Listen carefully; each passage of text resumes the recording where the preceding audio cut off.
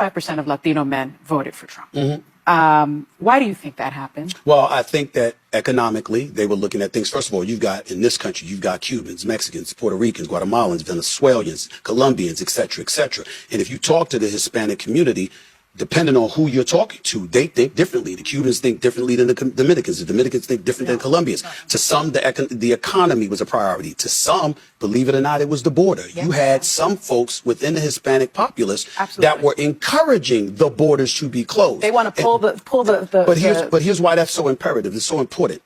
Because we're not Latinos. We're not Latinos. We're not Latinos. They're telling you that's what we want. We had to stay online. We had to be online in order to get in. Who are you to bypass the line? And one of my friends, I remember he used this analogy, and I never forget this as long as I live. He said, you like Six Flags, go to Great Adventures? I said, I have. He said, sure. Disney World? Sure, I have. Of course I have. He said, so you stand in line, It take about 2 hours to get on some of these rides because they're that popular.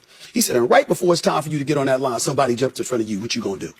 And he said that kind of mentality is how you have folks within the Latino, within the Hispanic community, some of them, not all, but some of them who view immigration that way. So again, when you think about the economics, when you think about immigration, those two things are what I have found has influenced the Hispanic vote one way or the other.